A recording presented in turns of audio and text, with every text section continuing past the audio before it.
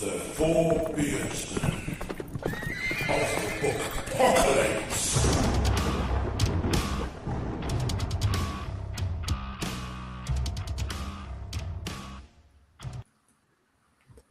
I was really self-conscious that actually you started the stream and the camera was rolling. For once we didn't cut away, but actually you did start the camera rolling. Yes. So hello everyone. I'm so glad I didn't pick my nose just then. Yeah. Anyway. I did warn you. There's still time. A big warm welcome to our special guest, Alex French. He's the author of Carpentry in the Elven Forest. Now, so I'd hold it up, but I'm reading on ebook at the moment.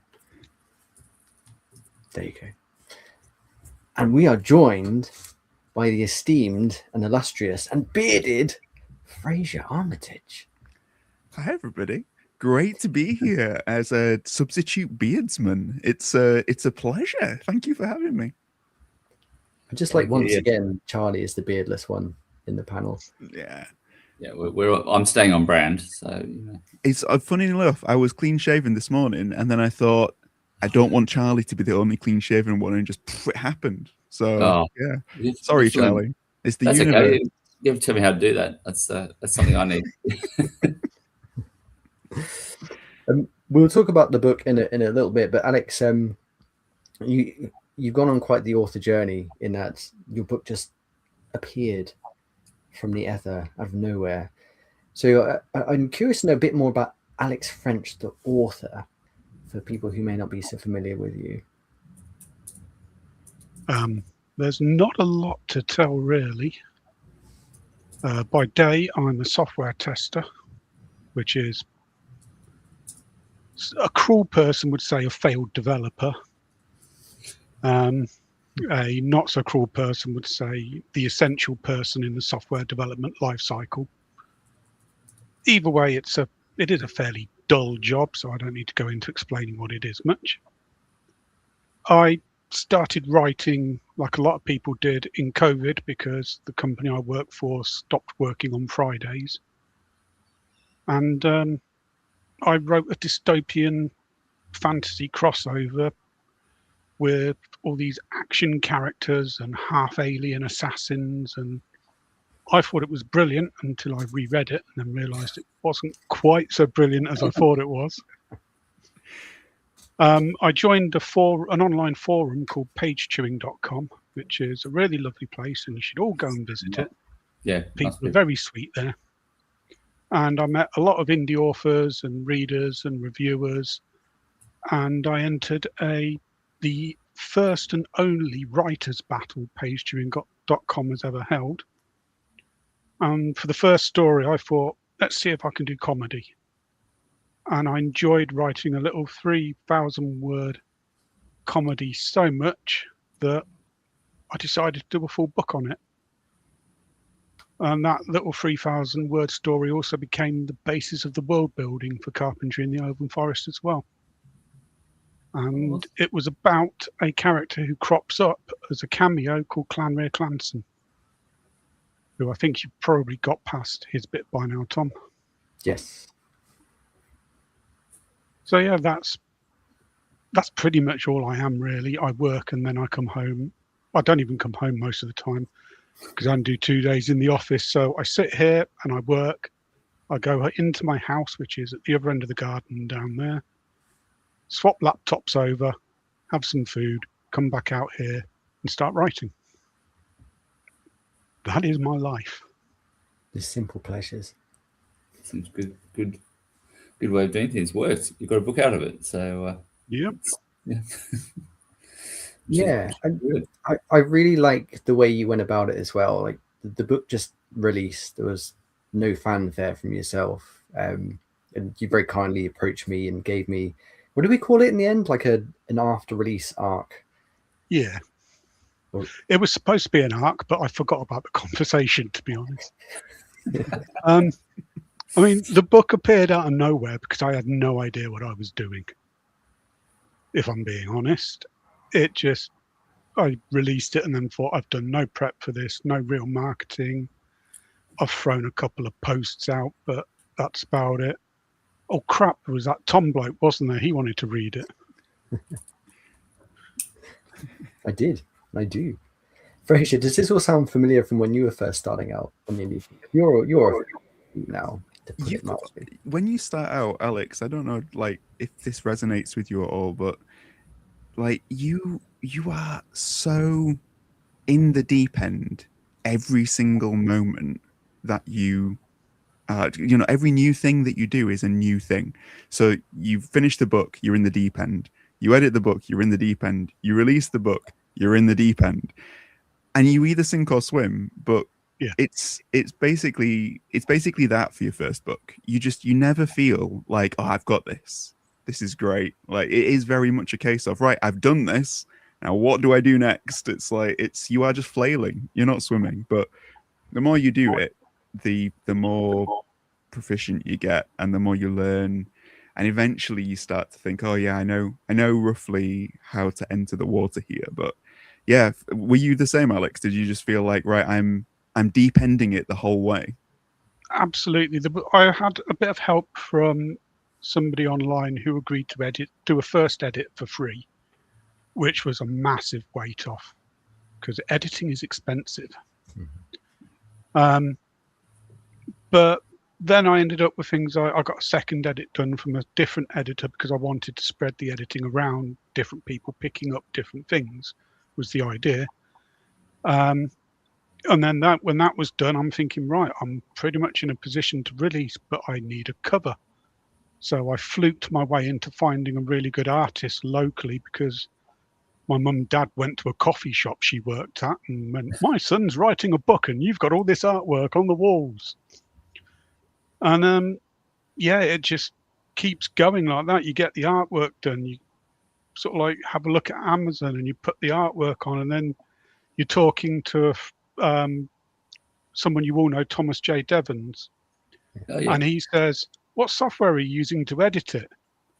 Edit? Not edit, sorry. What's the word I'm looking for? Is it Format it. Yeah. Yeah. Format?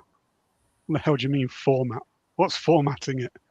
So you go off and you look up and you realize you've got to get all your line breaks in the right place and your character headings have to be at the top of the page with a line break before them and such after them, and you have to indent every first line of everything after the first paragraph. And yeah, it's a nightmare.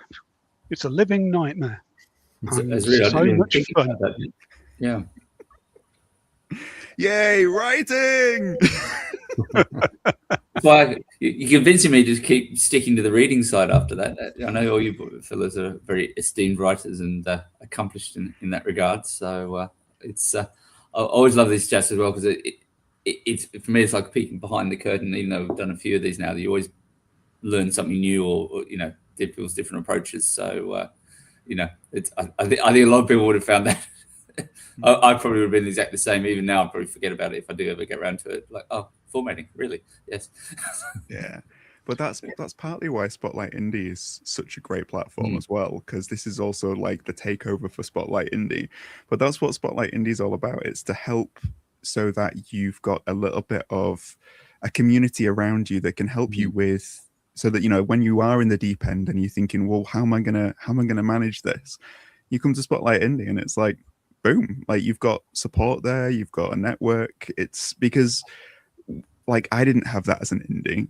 Like, Alex, it sounds like you didn't have that. You had to find that community for yourself. But like for new writers, that's what we want to be for people. We want to be that place where they can come and they can say, sorry, can you just give me a hand here?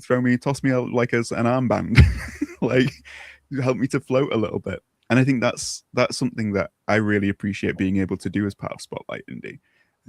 But yeah, it's one of those things of, do you think you'd have benefited from having somewhere like that to go, Alex, if there had been somewhere?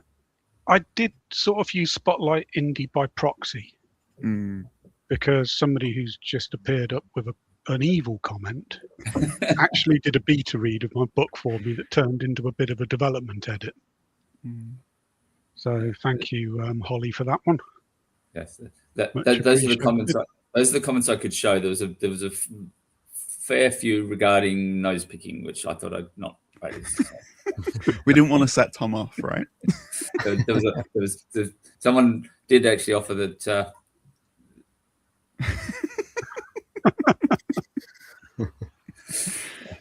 So that'll give you a flavour of the chat. Otherwise, you go and look at the chat afterwards.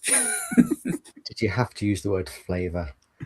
It just popped in my mind. I don't know why. Yikes. I have an overwhelming urge to blow my nose for some reason. But anyway, let's move on. I'm fighting the urge to sniff right now. Yeah, it's like if everyone starts yawning. I mean, unless we collectively decide that's how we want to end the podcast, but we'll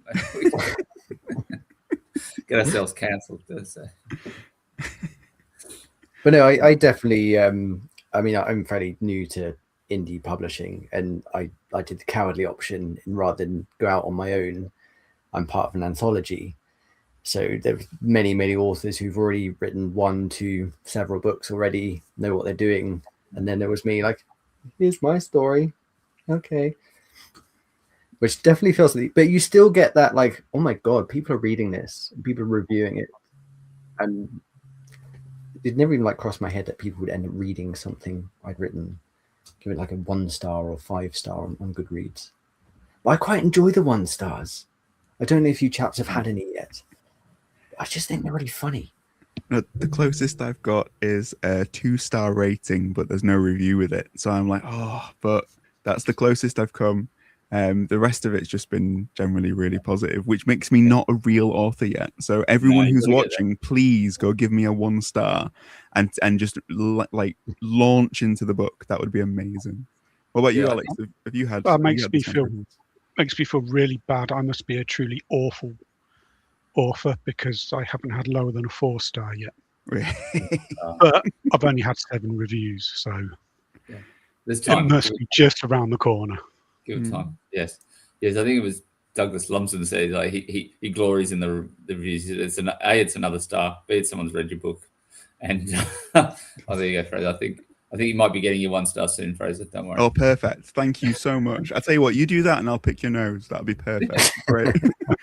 No, it was this book. Would that be with a dab of hot sauce? Yeah, it was this book that got me a 2-star thingy, and it's because I think this is like my most recent book, which is I think book number 5, but I think all of the other books were just universally like, but I think it's because my writing is getting better that I'm getting, because the more Marmite a book is, like people love it or they hate it. I think that's the mark of like a really good book. Whereas if it's just universally loved, I've got the type of personality where I will just loathe that just so someone does, So I like being like having a niche outlook on things. So so automatically, Alex, I'm afraid I hate your book because everybody seems to love it. So I'm sorry about that, Well, get that 1-star review on there. Yeah. Here's an idea. You could go and review each other's books with 1 star. Perfect. Both start our review with us discussed. Yeah. 1 star. I hate Well, your book. like, in all seriousness, 1-star reviews can be really useful. Like the marketing you get. And one of my most viral ever tweets, back when tweets were tweets, was when my mum read my book, which is a Sky Pirate Fantasy. And her feedback was, all your characters do is get drunk and have a fight. And pirate ships can't fly. This doesn't make any sense. That tweet went crazy. That's marketing gold. When you publish it, Tom, please tell me that's going to be the blurb on the back. I think it will have to be. I think it's going to be used somehow. Yeah. Tom's mum. The most viral tweet I've ever had was when I painted my parents' shed for them. I took a picture of it and said, I painted my parents' shed, and the next thing I know, it's got 3,000 views. What colour, Alex? I'm intrigued. It was a dark blue with a light blue door. Oh, So you made it into a TARDIS, basically. That's Sort of, yeah. yeah. I like it. So not only you're an accomplished indie author, but you're big in the shed community as well, Alex. Yeah, it would appear.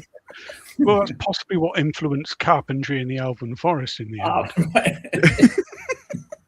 now we're getting the backstory. This is good. Just a shame he didn't paint it mucus green. moving swiftly on.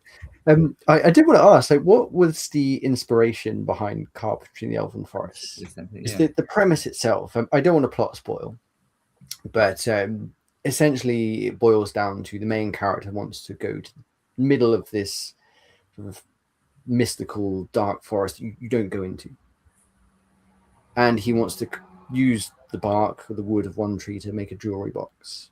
Okay. And that is the Not premise. quite. He goes into the dark forest to get a guide, so he Yes. can go into the elven forest. That's it.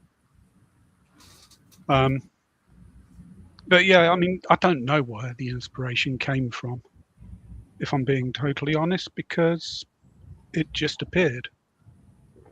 I needed a story, and it was sort of the thing. He's going to make a jewelry box for his fiance, which is kind of like a Pandora's box that should never be opened. And yeah, I just don't know where it came from. I might even have been drunk when I came up with it. And it's not like the book I'm writing now, where I look around and see all this craziness going on with immigration, and I just thought, I have to write something about this because people are losing their minds and it's ridiculous and the hate is awful. So I've got to try and write a comedy book about it, just to try and teach people in a meaningful way that maybe immigration isn't the evil you think it is. And maybe you're all being manipulated by some, well, Farage-like character, really, there's no other way of putting it, into thinking that immigration is the evil that it's probably not. That I have an inspiration for all around me every day. I can see it happening. Carpentry in the Elven Forest just grew out of nothing. Yeah. And do you find that writing and addressing that kind of issue in book 2, because it's so different in its origins, does it feel like a different type of process? It is a different type of process. It's also a different type of story because it's a detective story. So a character from the first book, who is Thomas, the chief of the village police, is going to retire from the village police, move to the troll capital city and become a private individual who keeps an eye on things, or a private eye. Yeah. And he's going to start investigating the murder of humans, because as troll society is becoming more educated, less and less trolls want to do the rubbish jobs. So they're bringing humans in to do the jobs that some trolls don't want to do anymore. But then there's a section of troll society that complains about these humans coming over here taking troll jobs. One troll takes it too far and starts murdering people, and Thomas is going to investigate that. So because it's a detective story and it's a lot darker, I'm adding a sort of Raymond Chandler vibe to it. So every now and then, Thomas will start talking in first person in his head, describing scenes and situations or characters. Yeah. So the things like, she walked into the room and her hair was green like the softest seaweed. Yes. Excellent. The problem I'm having with it is it's a lot harder to make it funny because it's by nature not a funny topic. Yeah, I mean, where would you say like your humor comes from? Because I believe from our esteemed David List professional research that you were a fan of Terry Pratchett back in the day. Would you say he's a heavy influence? I'd say there's definitely an influence there. I try not to sound like Terry Pratchett as much as possible because although I've joked about this with Holly, I'm not sure how good an advertising campaign if you bought Pratchett from Wish would be. But you know, there is always going to be an influence there because he is, after Tolkien, probably my favorite author. Yeah. In fact, I do a podcast with a couple of YouTubers. We're going through the entire Pratchett catalogue in release order. Oh, fantastic. We're doing one a month, We're on book 13, and we've got about another 3 years to go. Oh, now I can share some books. This is very opportunistic. So my collection. You get a flash of Charlie's boxes, which is nice. Did, yeah. Oh, there we go. God, There we go. he wore them. I've been collecting some of these Pratchett ones. So with these particular covers, so that one's Thief of Time, but there's sort of these sort of funny, sort of almost cloth textured hardbacks. So, which I don't know if it's just an Australian thing or quite like the Reef Man. That's one of my favourite ones. Awesome. And then I'm going Postal, which is another classic. So I will have to tune in and check yours out, Alex. So big fan as well. I'm from a time when Josh Kirby did the artwork for yes, books. So that's where my Pratchett books come from about 30 years ago. Yeah. If I ever see those, I've been looking. There's a secondhand bookshop that hasn't that I want to sort of hunt a few out of the older style as well if I can. But yeah, when I'm allowed to buy. When Tom's book comes out, because you were saying about having like cloth covered like thing, is I think the reason why the beard is the way that it is because he's going to do special beard covered like versions where you'll just be able to cover the whole book in Tom's beard, and you can get that like made from Tom's beard hair. Yes, yeah, I would buy that. Yeah, in a heartbeat. Well, like instead of the ribbon bookmark, would just be one beard hair moving in to the spine. Yeah. Beard hair knitted dust jacket. Yes. Yeah. Why aren't there more of that in the world? Thank you, Holly. Yes, I probably do need to move close to my bookshelf. Did you actually need to go into a separate time zone to retrieve that book? Yes, actually, I went into yesterday to grab those. So, yeah. Just remember where you put them today, because otherwise you'll go to your shelf today and you'll be like, "Where are they?" That's and then I have to go look into tomorrow and see where if I found them yet. So, yeah. Oh, here we go. Hey, we've got a missing beardsman. Hey, David. Well, that reminds me. Has DB Rook's book gone on special offer yet? I think it is. Yes, I think you're right. I think it's this weekend. I'll actually let me have a quick jump on Amazon and have a look. I know he was, and that's why he's missing, because he's so busy promoting it that he thought the best way that I can promote my special offer weekend is by not being anywhere. So that's like create some mystery. People have to buy his book to bring him back. He doesn't know it yet. He's paying me to plug it. Yeah. Well, that's the problem. He's stuck in yesterday, and the only way we could get him back is to buy his book and bring him back into the time zone that we're in, or the time line is the word I was looking for. Yeah. Daryl needs you. We need him back. Buy his books and David's as well. We need to get David back. He's stuck in yesterday. So, and if you look over Tom's left shoulder on the screen, you can see Daryl's book, and on the right you can see Violence and Vigilance by David T. List.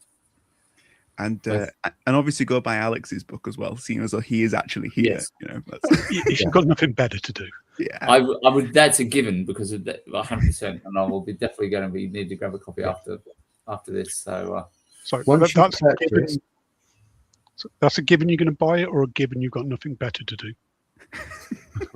I'll buy it, obviously. I always be told by my family there's always something I could be doing, but Yeah, the takeaway is to buy Carpentry in the Elven Forest and Cage of Stars, and one star them both, right? Yeah, absolutely. Yeah. And David's, unfortunately, is Americanized your name, Fraiser, but hey, I love it. I answer to anything. It's all good. You can call me David if you like. For now, I can be David T. List. It's fine. It's like it's all good. It's all good. You and David rolled into one. Yeah. What's your question, Alex? For the part-time robot side of you, what's your name in binary? Funnily enough, it's just a lot of zeros. Yeah, there's no ones. Just one big fat zero.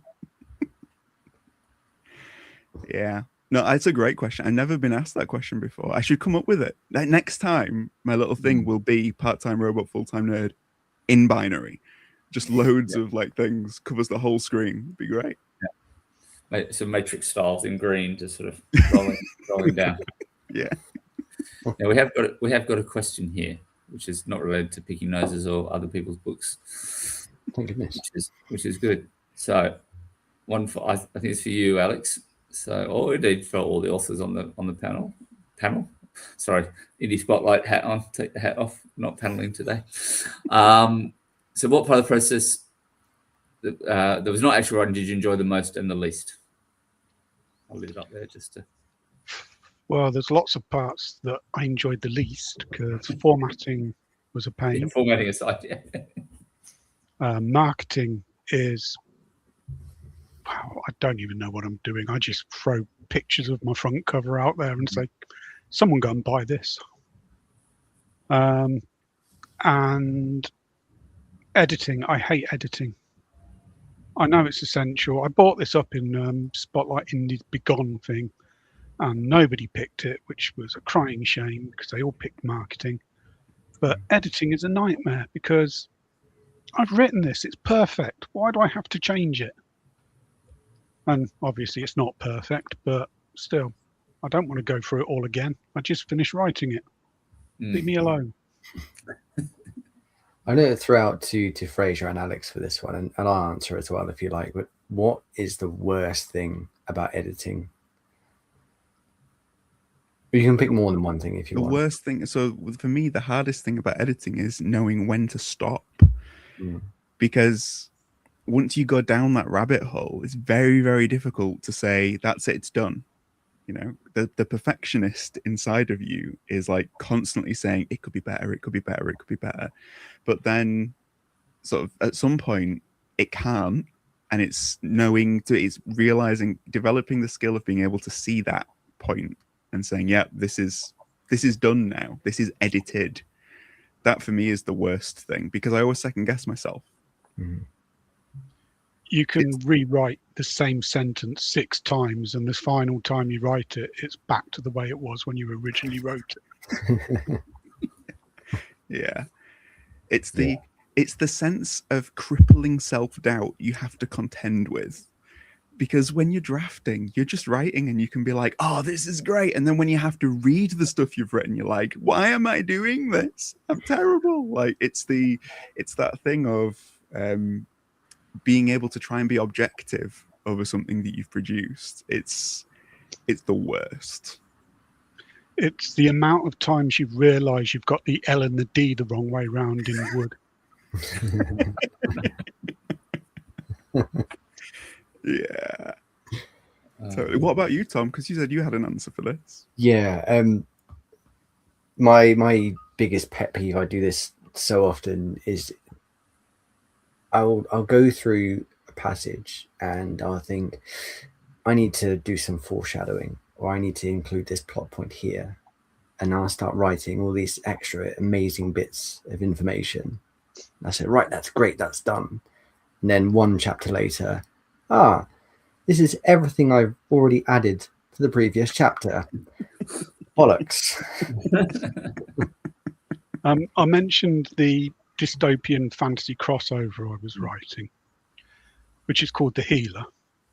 I started a follow-up to that called The Destroyer, and I'm 87,500 words into that now and about halfway through the story, which is kind of why I stopped writing that one, because I think I'm just going too far. But I introduced a new race in this book that's been living on Earth the whole time that nobody's known about, or sort of known about, and they're basically Bigfoot, but highly intelligent and highly magical creatures called the Squatch, basically. And I introduced them, and then I reread it and realised I'd gone on another 20 chapters and never mentioned them again. I've got to go through and put about 5 more chapters into this to catch their storyline up with everybody else's. Mm-hmm. Yeah, do you guys? And meanwhile, yeah. Do you guys want to know my editing hack? Yes. This is my hack for editing, because although I loathe the process when it comes to my own books, I love editing other people's, and I love helping that. So in order to hack my brain to make it palatable, I just pretend like it's somebody else's story, and that way it becomes enjoyable and it becomes fun, and I can be so much more objective about it if it's not me that's written it.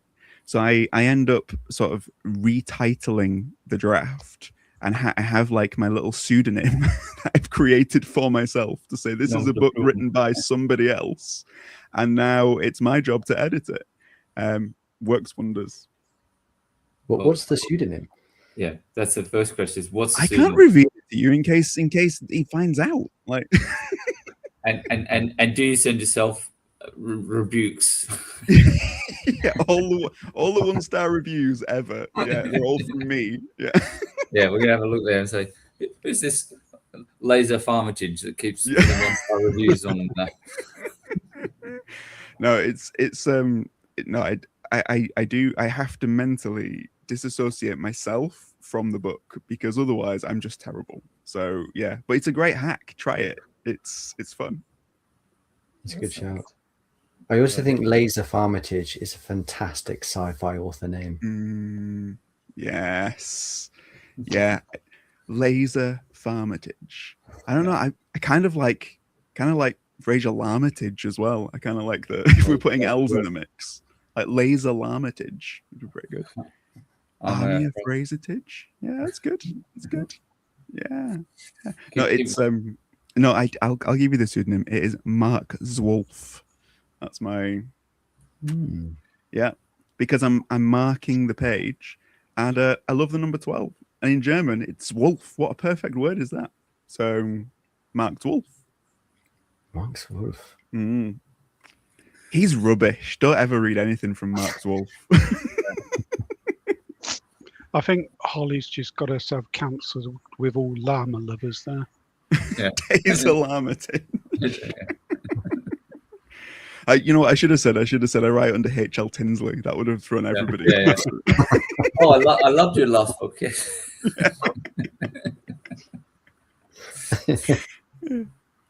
Yeah, we've gone off track as usual. No, that's my editing thing. The original question was about what's the best and worst parts of the process that isn't to do with writing.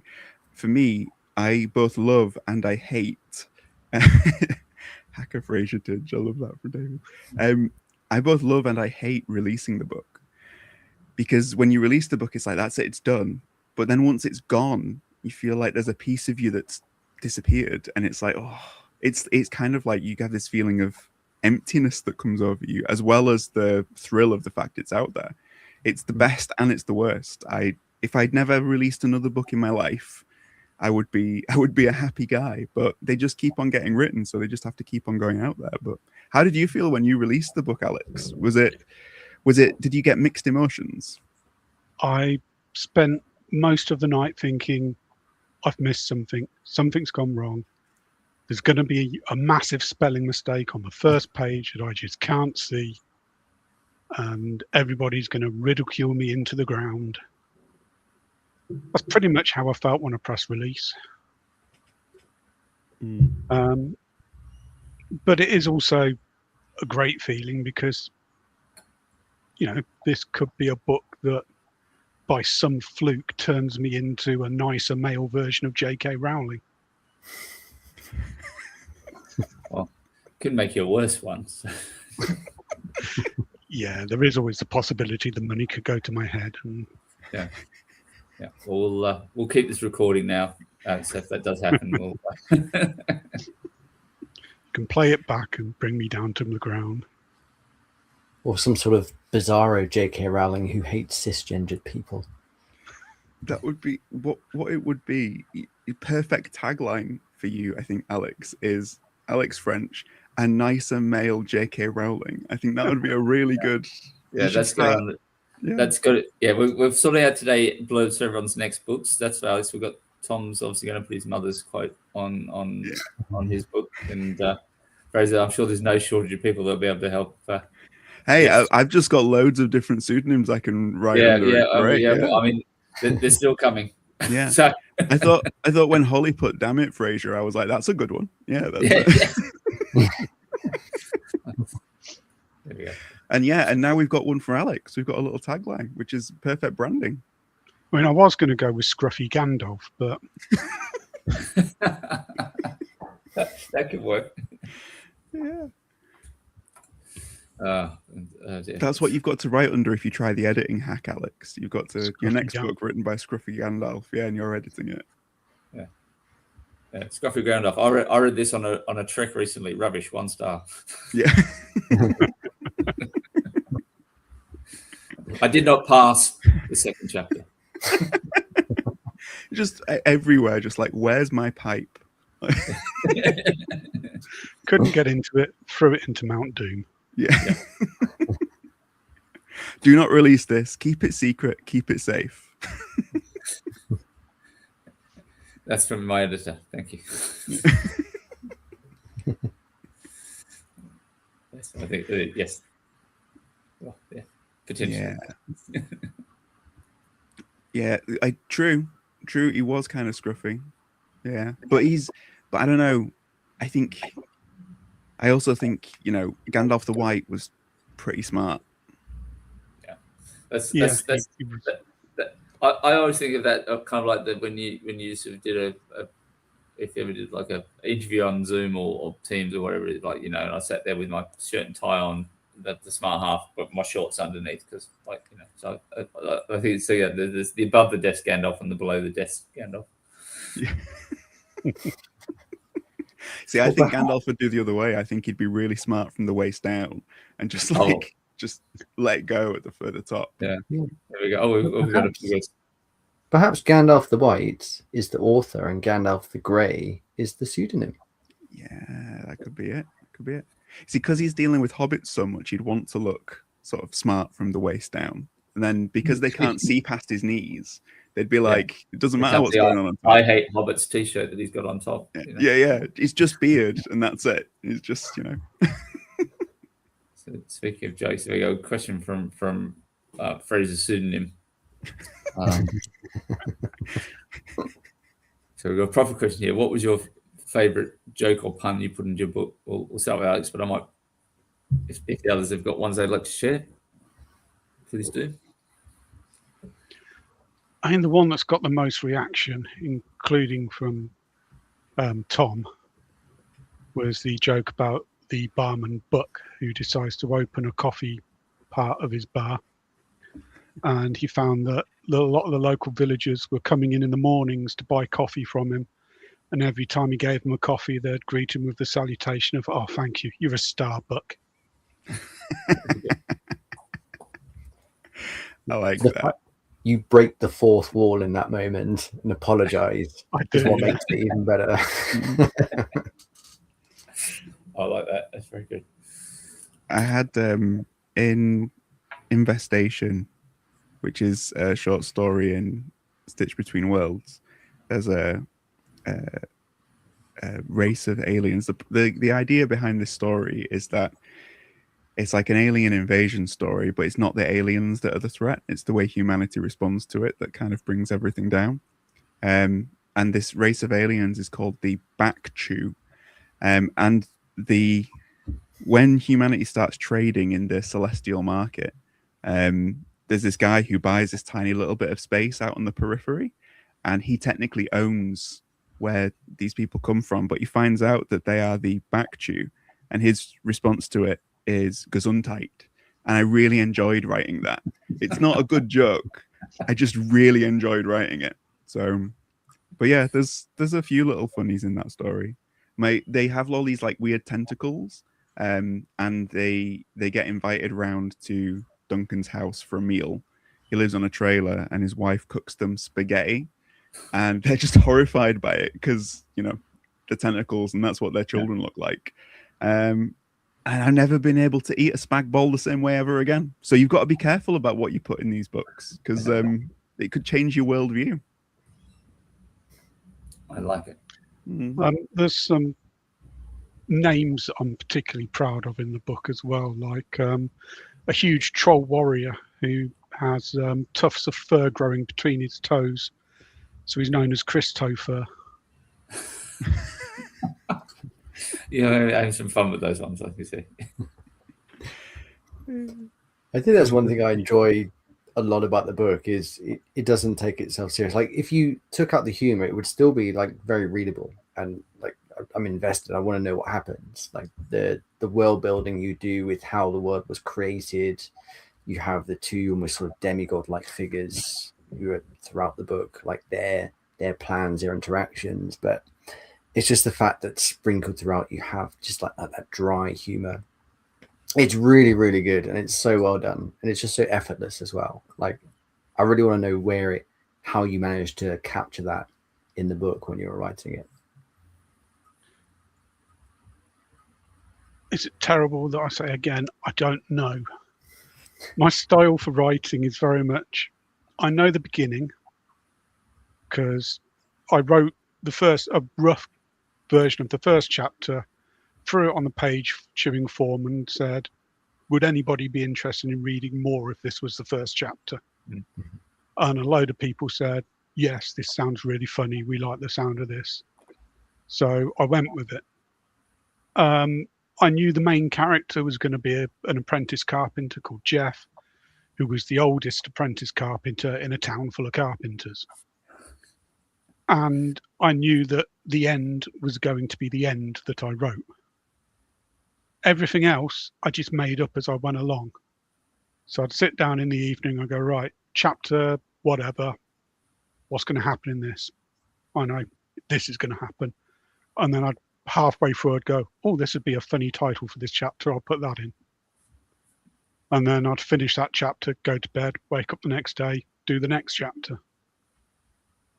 So it's very much just making it up as I went along.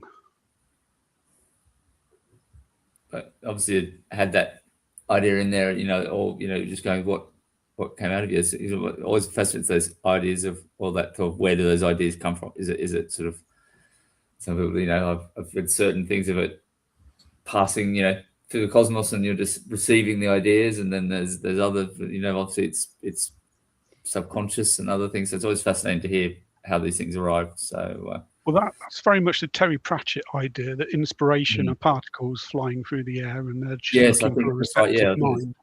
Yeah. Sometimes it feels like that. I'd be sort of like pacing around my office trying to think of something, and I'd suddenly go, "Oh my God, that's brilliant! I've got to get that in there," and then realise it's not for this chapter, so I have to write it down so I don't forget that particular one line of comedy that I'm going to create an entire chapter out of at some point in the future. And sometimes there has been a little bit of people I know. So the leader of the troll village, Sarah, is based on somebody I used to work with who was like everybody's mum. And although I started writing the Deep Dark before I joined the current company I work for, there's somebody at the current company I work for who is a bit like the Deep Dark.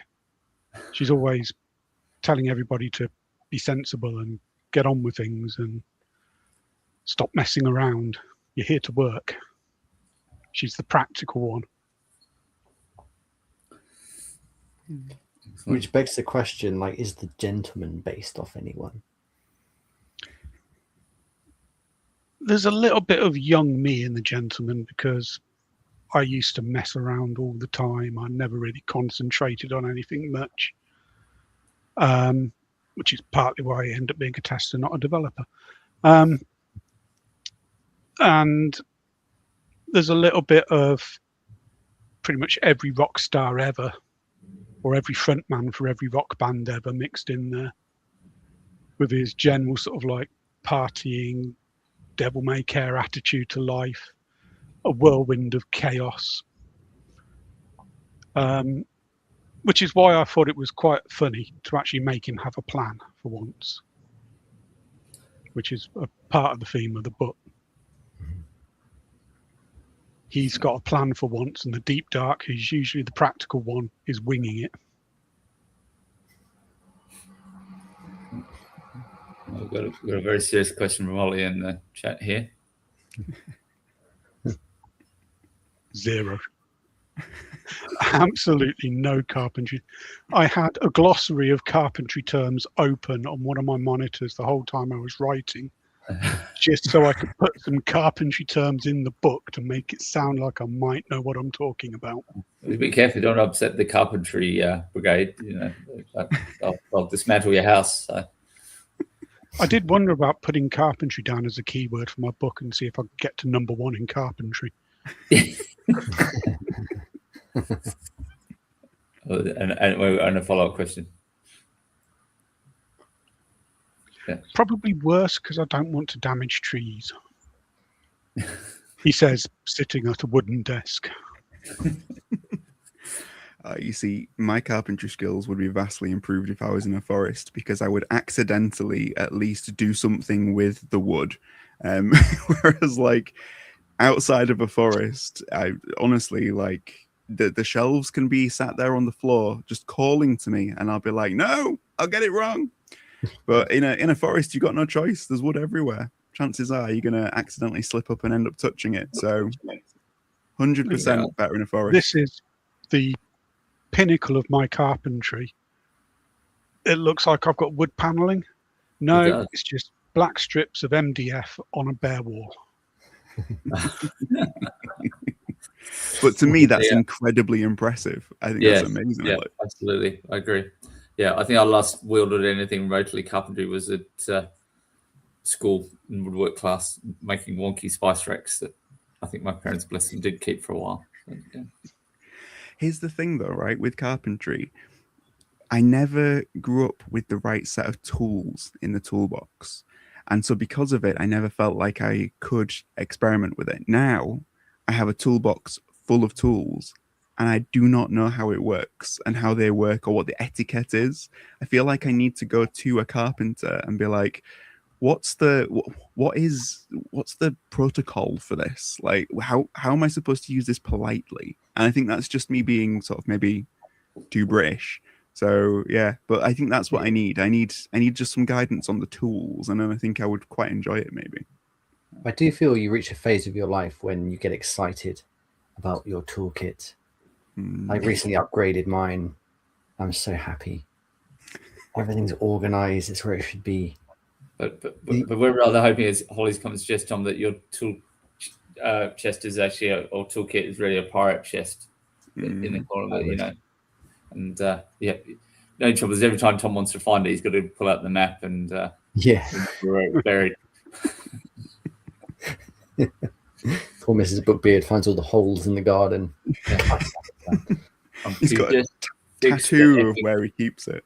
Yeah, fix the bloody shelf. I'm trying to dig it out. Yeah.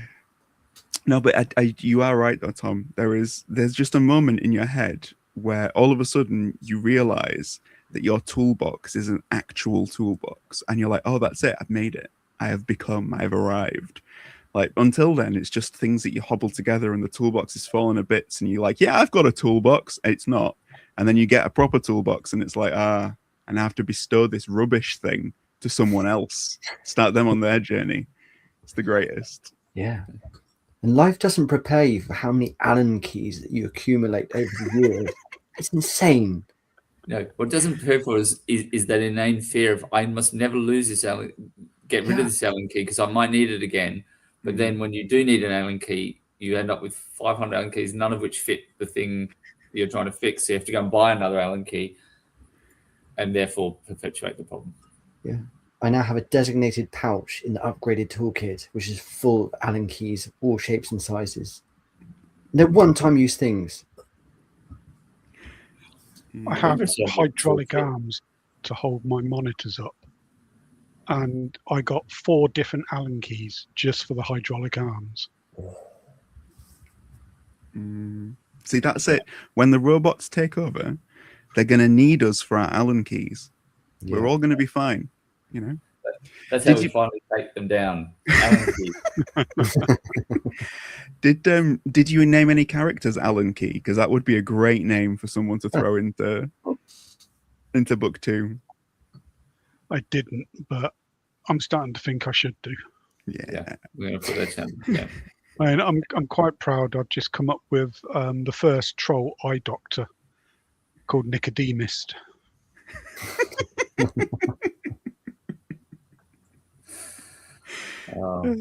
That's awesome. Oh, So, man. I'm loving the sound of the trolls. My one of my foray into the indie book scene was actually that a troll walks into a bar, which I don't know if you've read that. As Douglas Lumsden wrote, which is a sort of Raymond Chandler-esque.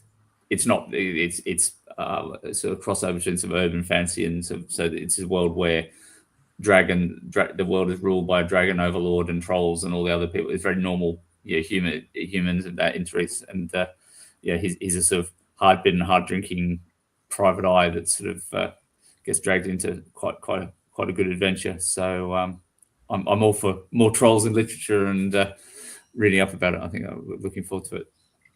I have made a bit of a cross my own back on this troll one though, which Tom will be aware of. And that's my problem with the way male trolls speak. Mm-hmm. In my world, male trolls can't pronounce TH. They always pronounce it with a D. Female trolls, it's fine. And it's all to do with the position and the size of the tusks on the lower jaw of the troll. Male trolls have more prominent, larger tusks, so they can't pronounce THs. And I've set a story in the middle of a troll capital city, so like 50% of the characters are all saying "der" instead of "the." That's going to be fun when it comes to editing. Yeah. Do you mean the? No, I don't. But then the question is, when he has those scenes where he has a narrative play in his head, is it in male troll speak or not? No, because he doesn't have the speech impediment in his head. It's a physical impediment, so it doesn't exist in his head. So he would call them mother and father, but he would be thinking mother and father. Well, no, this is the weird thing about it. It only happens if it's TH at the start of a word. Oh, interesting. Yeah. The hard TH, yeah. That is the thing. Yeah. Exactly. There's this really like surreal moment in the book where Thomas the troll is explaining this impediment, and all the characters are like, "Oh, it's very surreal." It's really great to read. I enjoyed it. But yeah, good luck writing an entire book that way. Yeah, it's all tied into the sort of the troll identity, because it was usually the male trolls back in prehistory who would go out and meet other races and usually beat them up. So because they couldn't pronounce the THs, all the other races thought that trolls were stupid. But trolls aren't stupid. They're actually quite intelligent. They just have a physical speech impediment. In it though. That's that's how they would sound if I was reading it. All trolls would sound like that. The thing that worries me is somebody will read it out loud as I don't know if you remember the Three Scousers on Harry Enfield and Chums. Yeah. And somebody will actually read it out. They do. Yeah. Well, when it comes to the audio book, you're going to have to warn your narrator. Hey, Thomas, calm down. Yeah. Calm down, mate. I'll suddenly lose all respect for Thomas, my main character in my second book, if he's suddenly got a Scouse accent. Yeah. Hopefully, when you go to sit down and write again, you don't have that in your head. Hey, you right? Is he Thomas with a TH? Because otherwise, shouldn't he be Thomas? Or is it just pronunciation? It's just pronunciation. What a relief! Like those cruel parents. Can you imagine? Well, actually, come to think of it, it's not spelt TH either. It's spelt TOMUS. Oh, perfect. Oh, Perfect. Because that was another trope I was trying to. That would have been cruel. Knowing you got a speech impediment and calling your son with a TH name. Yeah. Another trope I was trying to fix was fantasy names, where the elves in my book have got ridiculously long names that you're never going to remember, but they all go by one name. Everyone else has got a normal name, just spelt slightly differently. So Jeff is just JEF rather than two Fs or GEOUF. Yeah. GOFF. No U. And there's things like Colin, which is COLYN, and Frank, FRANC. So I've just always tried to keep people with a normal name, just spelt slightly differently. Yeah, just a good point difference. Yeah. How would you do it with Bob? Challenge accepted. Yeah. You could have an umlaut over the O. Yeah. Burb. Yeah. Beard. Have you ever beard? There are a couple of exceptions. So Amber, who's one of the main characters, she's a half elf that's been picked on all her life because she's only half elf and 50% elf. 50% human is 0% elf. Yep, silent P Bob works perfectly. She's called Amber because it's the first letter of all of her various elven names. And she liked to think that if she had friends, that's what they'd call her. Oggy the Badger. Oggy is just Oggy, short for Orville. And Orville is spelt normally. But he's a badger. He doesn't know any differently. He's a coffee drinking badger. I might add. Yeah. Oh, Slightly sorry. sarcastic, very angry coffee drinking badger. I like him He's already. the character I just had to message Alex about. Like, I love Oggy. I think a lot of people will love Oggy. But I know he's not your favourite character in the book. No, he's not. Gaskin is my favourite. The most powerful wizard, sorcerer ever lived. Now the Deep Dark's butler. And yeah, he's just a brilliant character because in the book he goes off when his mistress goes missing. He goes off to find her.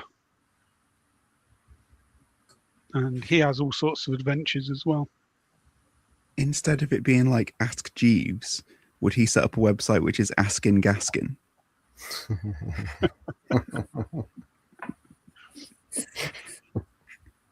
Possibly. Yeah, I feel like that could work. That could track. You know, sets up like he could help your PI with go asking Yeah. Gaskin. You know. Yeah. Oh, and the other thing, so David, if we're spitballing ideas for your book 2 here, Alex, David's saying about it's Alan Wrenches. You could have a guy who's Alan List. Oh, sorry, Alan Key. I don't know why David T. List is Alan messing List with my brain. worked. Yeah, you could have Alan Key, but he's hiding under the name Alan Wrench. That would be good. Yeah. Yeah. I don't know how I feel about Alan Wrench. Yeah. It does And- make me think about the word list, though. Like, does list have a different meaning? Like, maybe we're all thinking about sort of words on a page, and list in America could be sort of like some kind of, I don't know, motorboat or something. Could be so much Yeah. cooler. That's true. Or maybe it's list in the usage of leaning to one side. Yeah. Yeah. Look, David we've only ever seen this much of David. For all we know, he walks like that. Yeah. Yeah. He lists. Yeah. We've never seen like the angle of the rest of the room. We're on to you, David. We are. Taking apart the Beardsmen one at a time. Yeah. He's renamed it Christmas. There's a Christmas. Well, probably list in America doesn't mean list, as the three of us would say it. Maybe a shopping list is like a shopping itinerary or something like that. Yes. David Itinerary. Yeah, I can't see Yeah. that. Yeah.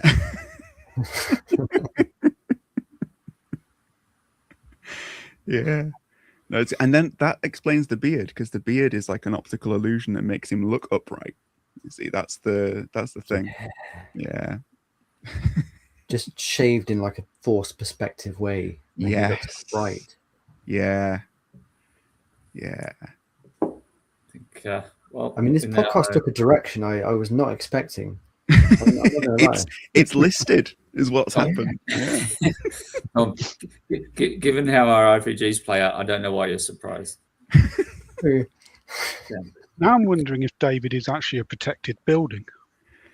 It is actually David listed. Yeah. He's got Dave too listed. Yeah, Dave too listed. Yeah. He won't understand that, which is brilliant. So.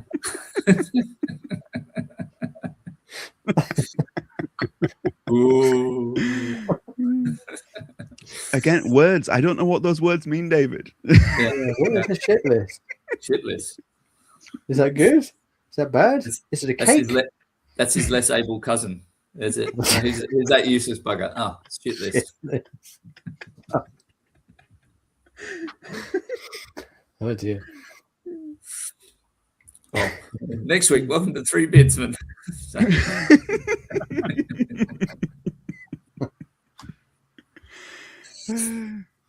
yeah. Oh man.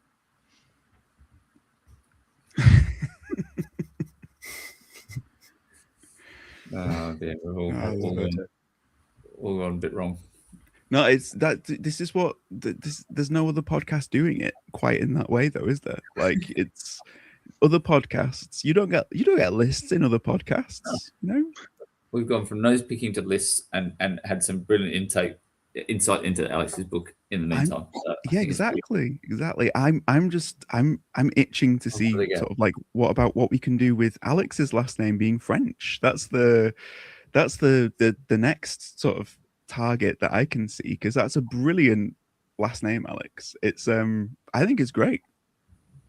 But it's That like is your last name. it's super memorable. It's like Alex French. It's like it's out there. But when But I he's was not. Annoying thing is there is another author called Alex French who I found out when I tried to set up my author page on Amazon, and my book was listed under his name, and I was like, no. And he's written more books than me as well, which is even more annoying. So I need to get on with it and catch him up. Carpentry in the Orcish Forest. Could be her. yeah, if you get it where their books start coming under your name, then it's all good. Like Yeah. That's the plan. Become famous by stealing everybody else's books. Hey, what does the other Alex French write, dare I ask? I think they're thrillers Oh. based on the Oh. titles. I haven't bought any. or drillers. Yeah. Or drillers, yeah. Yeah. So you got carpentry and then drills. It all ties together, you know? Yeah. Or country in D Elven Forest. Yeah.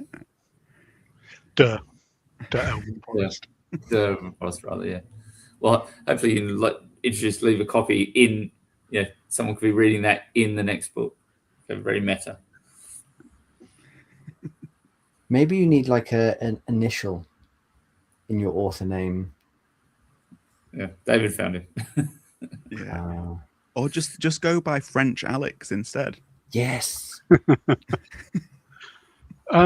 a YouTuber as well called Alex French Cooking Guy or something like that. And I think Alex French Cooking. Yeah. If you could find a way to triangulate the SEO between cooking and thriller writing, where you're at the very top of the point. Yes. French K Alex. That would be good actually. Book 3, that's what it needs to be. It needs to be a thriller but written in the style of a recipe book. Yes. That would be ideal for the SEO. Then you get Alex French rolled into one supreme Alex French. Dedicate it to Alex French by Alex French. That's great. I tell you what though, you don't need to use a different name for your editing hack. You can just pretend it's that guy. Yes. This other Alex French can't write for toffee. Oh wait, it's me. Yeah. Which Alex French am I one starring? Yeah. If all three Alex Frenches one-starred each other, Yeah. the algorithm wouldn't know what to do. As long as you didn't unload with 1 star with a really long bad review and then realize you posted it against your own book. But Yeah. maybe that's the answer.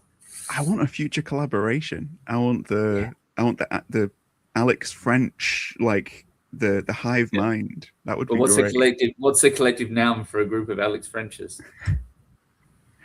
It's a list, isn't it? It's a list of Frenches. I was thinking more of chaos. Yeah. A cooking guy of Alex French's. A pan. Well, going by your pseudonyms online, a frog of Alex French's. Yes. Yeah. That's a nickname that was given to me when I was about 13, something like that. Okay. I added the in time bit to make myself seem more sort of science fiction-y. Yeah.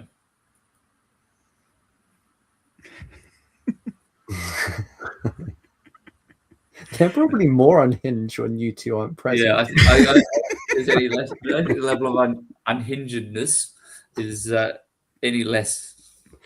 It just goes in different directions. Oh yeah, this group of Alex. Yeah, that's it. Don't cross the Beards and don't cross the Alexes. Because bad things happen. Yeah.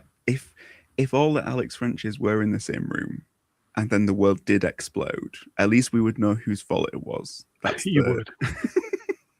I'd have to hold my hand up to that one. Yeah. Or if I could find it. Or someone else can hold it up. Yeah. Yeah. I would just wonder what Charlie Cavendish's real name is. Yeah. Cavendish is sus. I've always thought so. It feels like it's missing the fourth off the end of it or something. Well, Yeah. Well, I guess I became a replacement Beardsman, so maybe I'm just the second. I think Charlie in Australia could be like a word for Lord, for like Lord Cavendish, how we would refer to him. And over there, they just call him, it's Charlie. Like, that's very kind. I don't know. Yes. Well, my real name's Alan Key, of course. But, which is why you have so many of them. Yeah. It's just my family. I have to keep them in the drawer.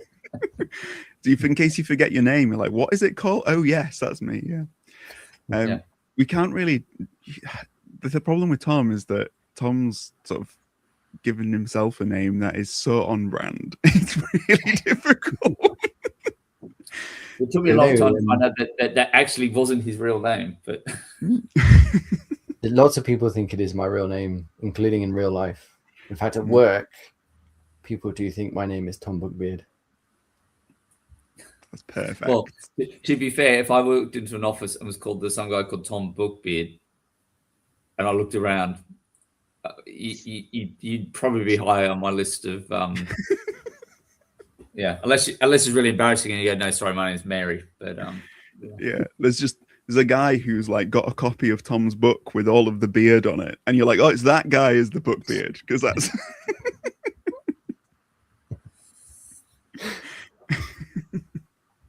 Oh no. yeah.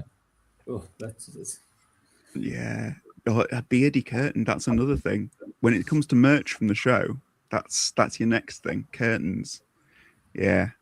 Peeking behind the beardy curtain. Or given that all you guys in the UK with your cold weather and stuff, you get like a nice scarf, but just has a sort of, Yeah. Yeah.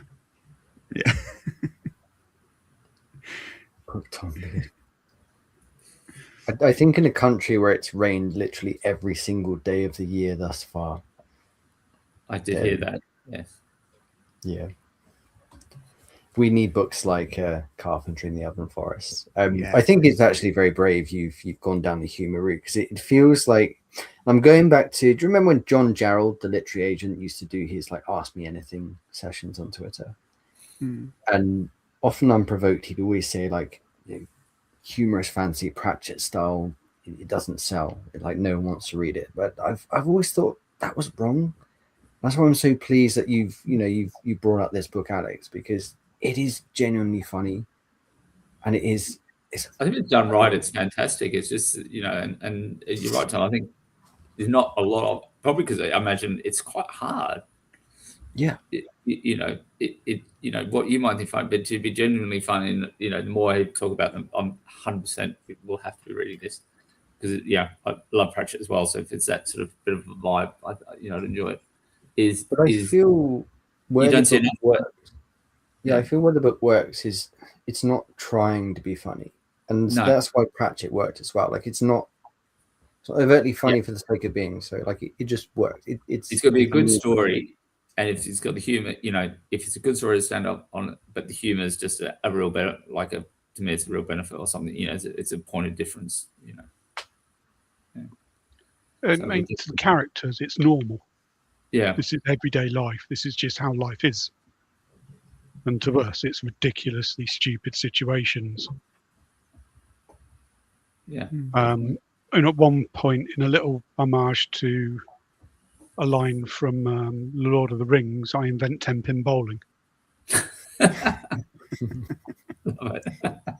By describing a set of magic called adrenaline magic, and talking about, because there's 4 types of magic in my world, and I did this on a podcast recently and I forgot one of them, so I'm not going to bother trying to remember them now.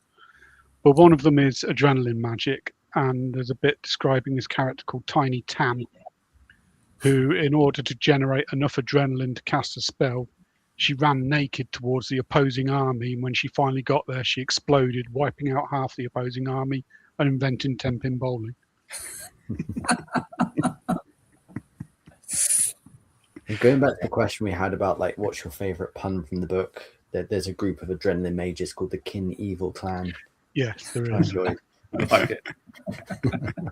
An evil brotherhood. Oh, yeah. When you're writing the humor, Alex, because I don't naturally sort of write in a humorous tone. My books are more literary, because that's just naturally how my brain does things. But whenever I write something and it's funny, I enjoy it so much more. And I can sometimes be sat there going like, ha! And like writing. I imagine when you're writing a book that is just funny from beginning to end, you must spend an awful lot of time sort of belly laughing. And that's my image of you. Or do you just sit there completely dead, just like tapping it out, just like zero reaction? There is no life behind these eyes. Oh, this will be funny. I don't actually belly laugh or even chuckle. I more get a sense of feeling of just, I enjoy the fact that I think people might find that funny. So it gives me more of a feeling of enjoyment rather than outright mirth. I don't know if that makes me slightly high-functioning sociopath or something. I'll throw high-functioning in to make me sound more clever. Yeah. Cleverer. High functioning list. No, it's good. I'm glad that you're almost like writing it for others to find amusement out of it. I feel like that's kind of like the truest form of comedy, isn't it? Not to make yourself laugh, but to make others laugh. I feel like that's a really nice place to approach it from. I mean, that's not why I set out to do it. It's just when I hit something that I know is either funny or going to make people groan, like you're a Starbuck, then it just makes me feel, good inside that somebody will have a reaction to it. Yeah, have that connection with the reader. Yeah. Yeah, I mean, at the beginning of the new book, I've come up with this new type of animal called the big ass sheep. And it's a type of sheep with sort of basically rabbit legs at the back that they use to get away from prey really quickly. And then off the back of that, I suddenly came up with this idea of the long distance wolf, or the homing wolf, I might have called it, that is the natural predator to the big ass sheep. So the big ass sheep has an initial burst of acceleration, but the long distance wolf keeps following it until finally the sheep collapses and gives this wolf a look that anybody who's been married for 40 years recognizes in their wife as, okay, let's get this over with then.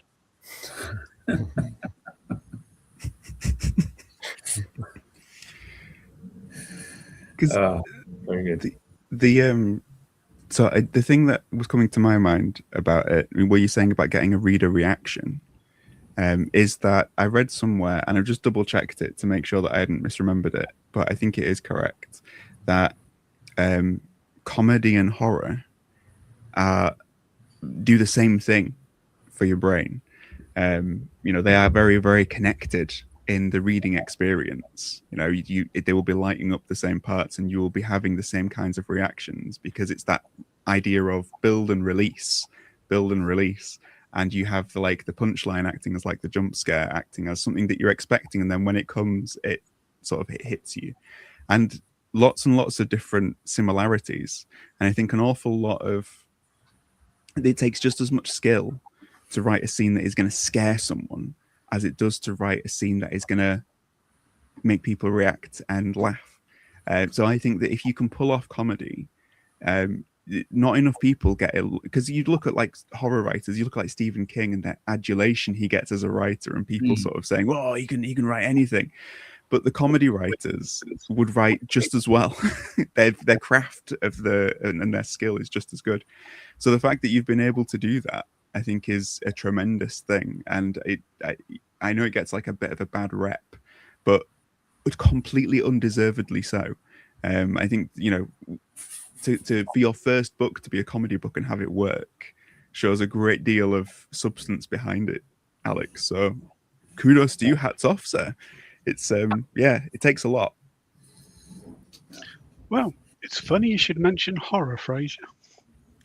I am planning to write a horror anthology, and I may at some point be screaming for other authors to join me on this. Nice. I have a working title for it, which is Hideous Cryptidious. And every story needs to be based around some sort of cryptid. I love it, yeah. So I've already got one, which again I wrote in the Writers' Battle on the Page Forum, which is about one of these sort of reality TV Finding Bigfoot and Expedition, whatever it's called, with Josh Gates, that go out and try and track down these cryptids, going off in search of the Wendigo, but in the wrong part of Canada, because they think it's also going to be on the west coast of Canada, where it's traditionally an east coast sort of myth. So I've already got that, which I'm trying to flesh out from 3,000 to 10,000 words as one of the stories. I'd like to do one on, and I'm not going to try and pronounce the Irish word for it because I won't be able to, but the Irish otter dog, which is something like Dobber Chew or something like that. I need to research and find out exactly how to pronounce that. But yeah, I may be screaming for other authors to join me on that if there are any around that want to try their hand at a horror anthology. Excellent. Well, hit Alex up, guys. Yeah. Anyone's watching? Great. Watching or Fraiser's very good at anthologies, as it happens. Yeah. We've just been doing ours for the Book of Sports, haven't we? Which has some horror and has sci-fi and fantasy in it. But there's anthologies are great. The thing I agree. It sounds awesome. It sounds brilliant. I think when you got an anthology and you've got a real clear strand of something that ties and works all the stories together, but still allows people to have a deal of scope within it, I think that's where you get the best results with anthologies. So that's very exciting. But good one over your shoulder as well, Tom. So No comment. But I really enjoyed reading the last couple of it, and I'm looking forward to the Book of Spores, obviously. Because it also gives you a chance to read bits of other authors like you might know of, but you haven't read their work yet. So it's a great opportunity to dip in and get a flavour of relatively quickly, given the glacial speed with which I read, to catch up as well and go yep, more for the list. Yeah, the book list, not David. I don't send him books, but I'm sure. I really like as well, like the format of it, like Hideous Cryptidious, and sort of you can play with that of like almost have it as like an encyclopedic thing of, okay, so this is this creature and this is this creature and this is this creature, but they're all stories about them. I think it's a really cool way of tying the whole thing together to feel cohesive. I love it. And no one's going to forget that name, are they? Hideous Cryptidius. That's just great. I have plenty of reference material because I love all of that finding Bigfoot stuff and mountain monsters is just incredible. How they ever think they're going to find a monster when they're driving around the Appalachian Mountains in effectively 4-wheel drive golf buggies, screaming over there to each other. It's hilarious. Yeah. Oh. Hopefully the Loch Ness Monster can make an appearance. So. Yeah. Well, you've got the Abominable Snowman.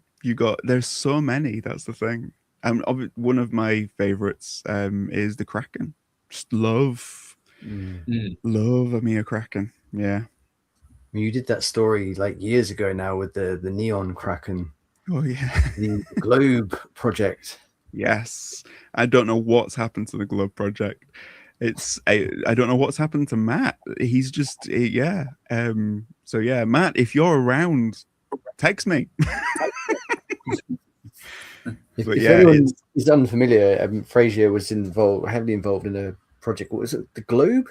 The Globe, yeah. The Globe. Was it the Globe Folio or something like that? It was like, so basically this shared world of 5 cities, and it was everybody got their own city. And then you could bring other authors were being brought in. We'd reached a point with it where we'd released like Act 1, and which established the cities. Act 2 was leading up to like the aftermath of this, what had happened in Act 1. And Act 3, we were bringing in all of these other authors. So we've got amazing stories that were sent to us, which are fantastic. And then the person who was running all of this, Matt, just disappeared from social media, from like emails and everything. So I don't know what's happened to Matt, but the whole thing just kind of like wound down. And I feel awful because we've got these amazing stories and I've got no way of putting them out into the world. But yeah, Tom did one and it was amazing. Every story takes from like a Shakespearean character. That was the challenge. Yeah. It was great.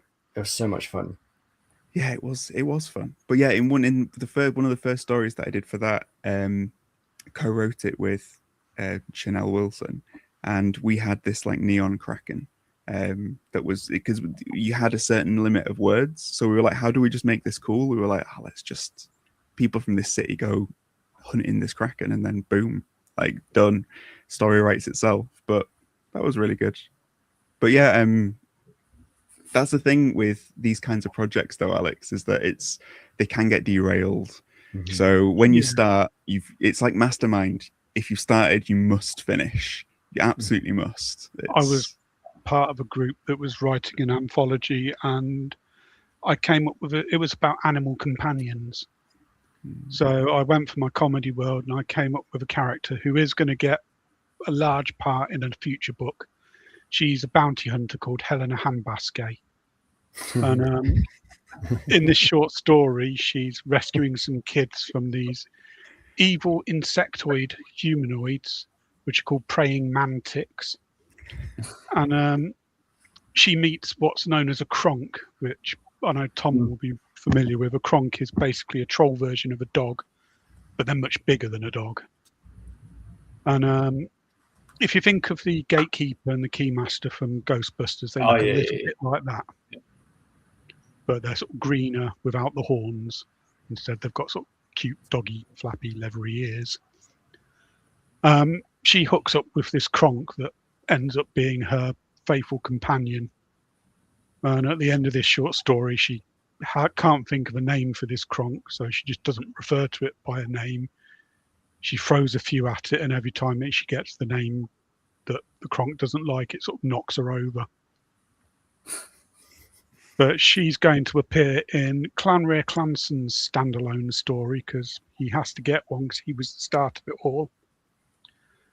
And that's going to be the last hurrah of Clanray Clanson when I get round to writing it. Nice. Can I pitch you something here, Alex? Go for it. Call the cronk Walter, And when she measures him, it's the Right. Walter Cronk height. Yeah. I do have a more soppy feeling for the name of the Kronk. Clanrier Clanson is basically almost like a mythical creature himself. What happens is he wakes up in a cave with a giant called Frank. And in my world, giants are sort of arbiters of things like justice and destiny. And so they're almost like ethereal things. And every time he wakes up, Frank will say, I need you to go somewhere and do this because it's part of your destiny. So I've got a bunch of short stories involving Clanrier where he goes off and does weird and wonderful things as part of his destiny, like rescuing a village in a sort of a Magnificent Seven type style, or rescuing some prisoners from a weird sort of like death arena. And Frank's going to go missing. So Clanrier is going to go and find Frank. And Helena Hambasque is going to be trying to track Clanrier Clanson down, because in doing all of his destiny things, he's going to have made quite a long list of crimes. That sounds great. Badass. Clanrier Clanson is also the greatest swordsman that's ever lived, and he's never killed anybody with his sword. I love it. And in one battle, he trips an orc up, and the orc headbutts a rake that's lying on the floor.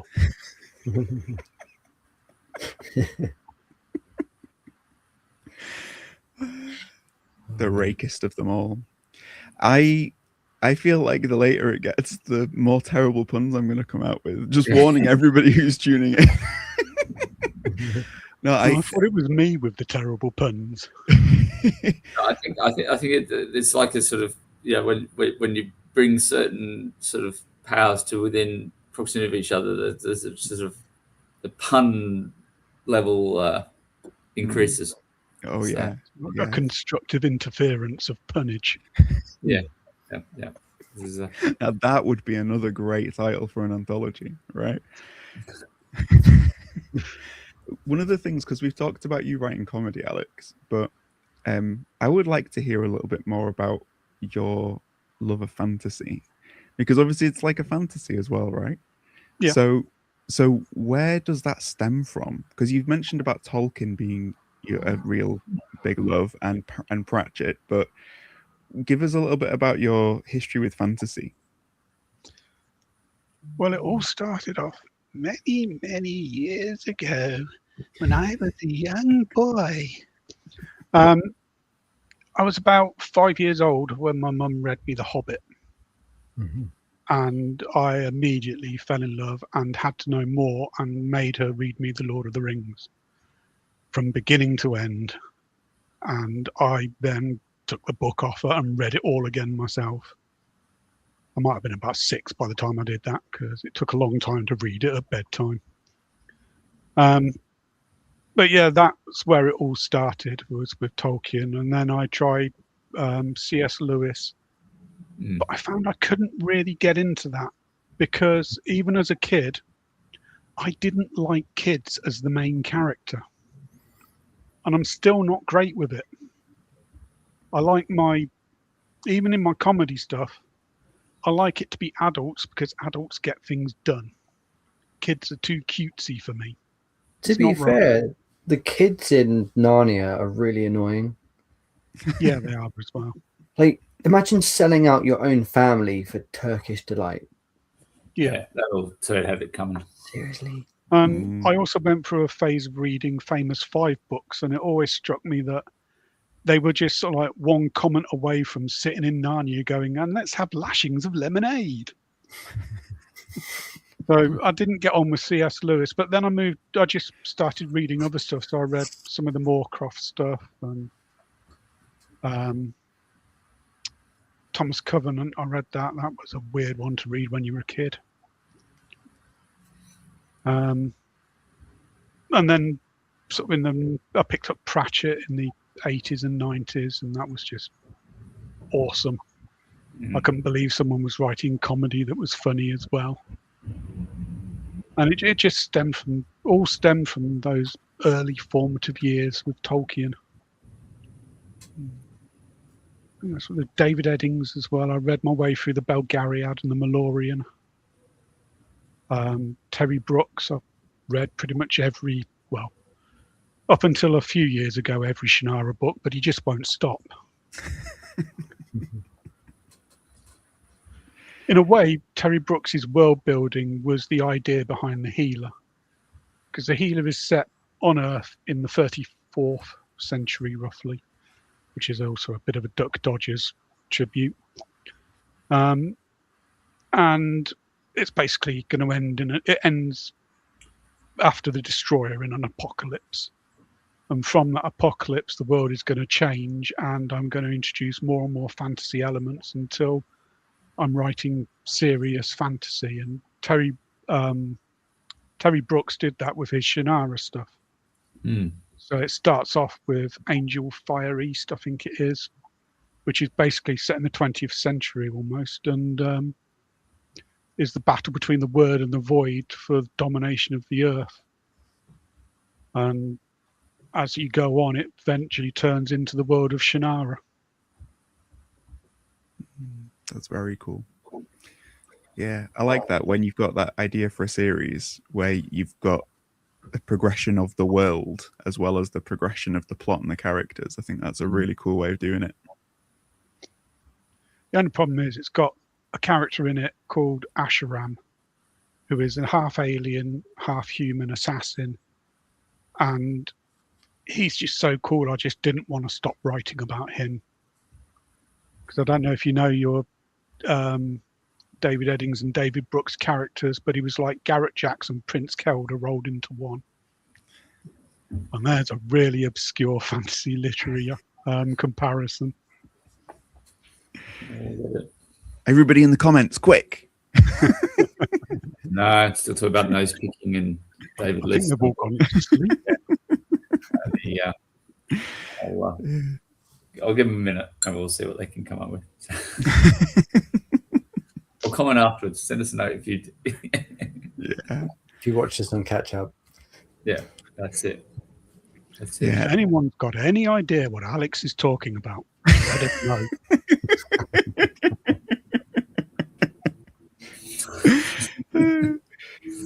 Yeah.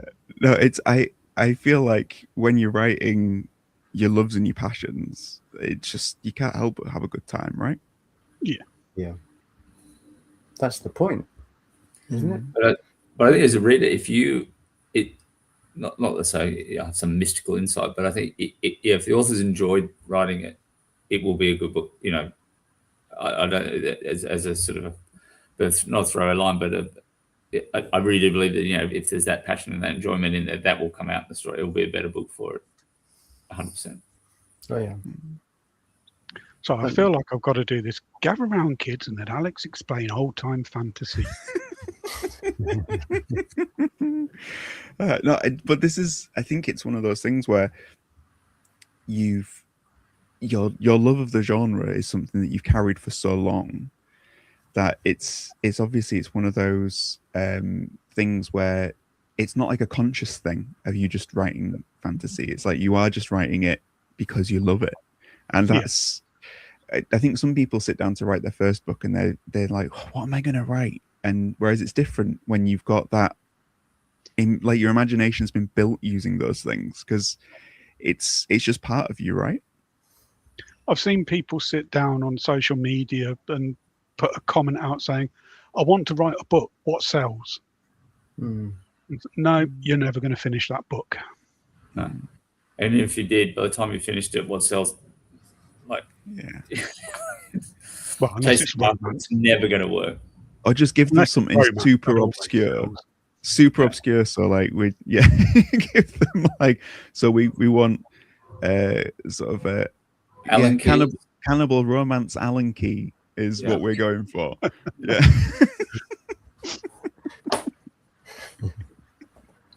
We perpetually threaten to write a cannibal romance story on Fanfi Addict. If it ever happens, it will be released under Mark's Wolf. That's the next anthology, right? No, I keep on. So I have this other like hack where if I'm like struggling to find the words on a project that I know I just need to sit down and knuckle down and finish it. What I have a document that I open up with a story I don't really care about. And the story that I'm writing is one that I'm calling Meat Cute, but MEAT. And it's a cannibal romance between two cannibals who don't realize they're cannibals, both being chased by the same detective, and they end up falling for each other. And it's very cozy. And so what I do is I just go into that document, type out another couple of hundred words on Meat Cute, and then hop into my story I want to write. And funnily enough, the words are already there because the flow's there. So steadily, bit by bit, I'm building up this cozy romance between two cannibals. It will never see the light of day, but it is glorious. And if I finish it, maybe we'll do like an exclusive edition for the Fanfare Addict folks or for the Beardsmen thingy. Yeah, the Marx Wolf sort of thing. Marx Wolf's debut novel, a cannibal romance caper. Yeah, Meat Cute. But it's exactly. But no. Or here we are, rom. I love that. I love that so much. Does it just make me want to write it? You've already written most of it from the sounds of it. They bond over their love of this comic that was invented by a bunch of us chatting and messing about in the Fanfare Addict group chat. It was Cassidy that ended up sort of naming it of like Alan Dente Undercover Zombie. Yes, that's it. Yes, there's this comic series that exists within the universe of Meet Cute, and these two characters meet on a forum that's just like a fan site to Alan Dente. But yeah, there's going to be so many Easter eggs that only like 10 people in the world will understand. That is so like ridiculously meta. In the indie space. Yeah. No, which 100% is what will be selling by the time I finish it. You know, I'll just be on the end of a long line of cannibal romances, of rom-noms. Yeah. Nom, nom, nom, nom, nom. But this is it. You've got to write your passions, right?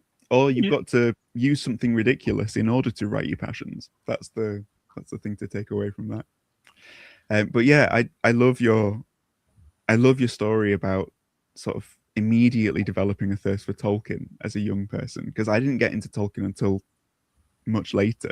For me as a young person, I was like the Redwall books, and and when I was a little kid, I read C.S. Lewis. But yeah, it was one of those things where discovering Tolkien later on in life, you're like, oh wow. But to have discovered it that early and developed a thirst for it, that takes that's a real special thing. So I love that you had that. I don't remember there being much choice in fantasy books back then, to be honest. There was sort of like Tolkien, C.S. Lewis, and then it was sort of other people were just starting to appear back in the late 70s. When the hell was I born? Mid to late 70s. God, I am old. Okay. Might be a tongue due on that one, but there we go. No, I feel, that adage that you're only as old as you feel, that means an awful lot less the older you get, right? Yeah. It's like there was a time where I was like, "There's only as old as you feel," and now I'm like, "Oh, that makes it worse." I can't feel my legs. There is the other adage that you're only as old as the woman you feel, and that just doesn't work the older you get either, because she's aging at the same speed. Yeah. Really good. Well, I'm conscious of time, gents. For you, at least, for me. It's the day is starting. Maybe that's our segue into the final question, and we normally have 2 final questions. And Charlie, I'm curious whether you think it's the paper bag or the cage match question for Alex. Oh, I tell you what I thought was really interesting about that is that we were all talking about aging in this really like poignant way, Yeah. and then Charlie says, "I'm conscious of time," and I was like, "What does he mean by that?" Yeah, well, Charlie. if I said I'm conscious of how much time you've got left, that would be a little Well, bit yeah, different. exactly right. That's the same. I mean, I won't lie. I had a pre-stream nap before we did this. Oh, okay. Well, that's quite good. Yeah. Pre-stream or priest dream? What's the? Maybe both. And in Tom's next book. So I think paper bag. Okay, but I'm gonna paper bag for a while. Okay. So Alex, to close us off, you have to picture yourself in your favorite bookshop. Your book is encased in brown paper, and the bookstore clerk, assistant, owner has written this on the paper bag. What is the blind paper bag pitch that sells your book?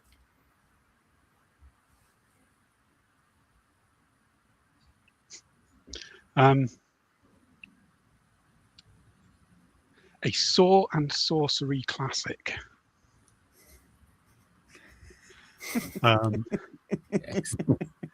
It contains words. Some of them might be funny. I'm buying. Yep. Yeah. I'll buy for that. And with Or that, maybe Mallet and Magic, maybe. No, Sword and Sorcery is perfect. Sword and Sorcery. Sword and Sword Sorcery and is, Sorcery. Yeah. and it is now officially a genre. But yeah, to close this out, I mean, Alex, thank you so much for joining us, and Fraiser, thank you for sitting in the hot seat of the bearded host and for being a bearded host as well. Thank Note you, to Charlie. Being on brand. Thank you, Daryl and David, for not being here and letting me come and fill your seat. I appreciate it. Thank you for asking. Thank you for having me. Thank you for putting up with me, everybody. And thanks, Alex. Awesome guest. So yeah. Yeah, and Alex, for people watching, where can we find you on the socials? What books do we need to check out for you? You can find me on all of the socials apart from TikTok because I'm too old to know how that works. As A Frog in Time, because I'm trying to do some sort of branding. So if I go by the same name everywhere, hopefully that'll work. And you can buy my book because that's really important. Please buy it. Then I will be able to afford to do another one from Amazon. Or if you've got Kindle Unlimited, it's free, and then you just have to read it. Yeah, excellent. We'll do that because we need our second book. So definitely, that's all good. And thanks to everybody obviously in the chat and that going to follow afterwards. Obviously, check out the Beardsmen back catalogue. There's some crackers in there, and obviously check out with Indie Spotlight. There's a lot of good chat and work that you guys are doing. Some big. Keep you guys posted. There's a couple big weekend coming up next weekend. So lots of panels and chats. And then is it May? When's the physical event, Fraiser? Yeah, so it's May 23rd, and it's going to be at the Flax Mills in Shrewsbury. So if you're in the UK or you can get to Shrewsbury, be there because it's going to be absolutely awesome. And we've got some great. The lineup's great. But more information will become apparent. So yeah, but keep an eye out on the Spotlight Indie YouTube channel for the big weekend, Friday, Saturday, Sunday, the 20th to the 22nd of February. It's awesome. If you want more information, spotlightindie.co.uk is where you'll find it, or at Spotlight Indie on all the socials. Yeah, perfect. All right, well, thank you, everyone, and we'll see you next time. Take care. Cheers. Where's my music? The Four Beardsmen.